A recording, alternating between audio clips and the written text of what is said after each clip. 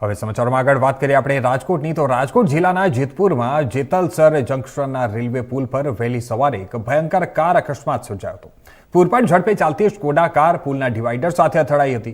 એટલી તીવ્ર અથડામણમાં કારના 2 ટુકડા થઈ ગયા અને રોડ પર કાટમાળ ફેલાઈ ગયો હતો। અકસ્માતમાં કારમાં સવાર 3 યુવાનોનું ઘટના સ્થળે જ મોત નીપજ્યું, જેમાં મુસ્કાન હરેશભાઈ બગડા, જેની ઉંમર વર્ષ આશરે 21 છે, અને અરુણ પ્રફુલભાઈ વાળા અને જયદીપ કિશોર ચૌહાણ આ ત્રણેય સામેલ હતા। તેમાં ઉપરાંત એક યુવાન અમિત ચણાભાઈ પરમાર ગંભીર રીતે ઇજાગ્રસ્ત થયો છે અને તેમને સારવાર માટે જૂનાગઢ ખસેડવામાં આવ્યા છે।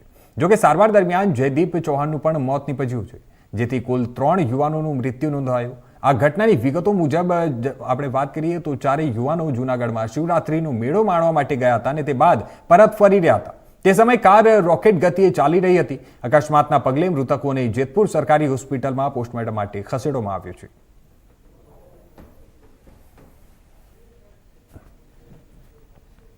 આજરોજ વહેલી સવારે 6:30 વાગ્યા આસપાસ જેતલસરનો જે ઓવરબ્રિજ છે તેમની ખાલી સાઈડની જે દિવાલ છે ત્યાં અથડાઈને એક સ્કોડા ગાડી સફેદ કલરની GJ3ER 9351 વાળી જૂનાગઢ મેળામાંથી જેતપુર તરફ આવતા આ ઓવરબ્રિજની દિવાલ સાથે અથડાતા ગાડીનો જે અકસ્માત થયો છે તેમાં ટોટલ અત્યારે પોલીસ તપાસ મુજબ 4 જણા આવતા હતા।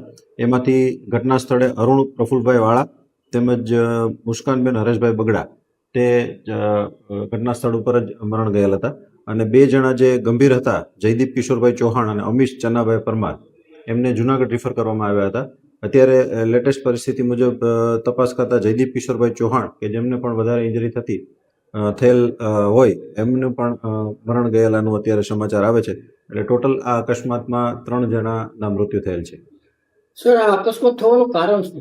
અત્યારે જે પ્રાઇમરી અમારી જે ઘટના સ્થળની જે વિઝિટ છે એના આધારે કહી શકાય કે જે સ્પીડ છે એ ઓવર સ્પીડ હોઈ શકે અને જે ખાલી સાઈડની જે દિવાલ છે તેમાં અથડાતા કોઈ પણ વાહન સાથે અથડાયેલ નથી, એટલે ઓવર સ્પીડના લીધે જ આ એક્સિડન્ટ થયું હોય તેવું અત્યારે માનવું છે।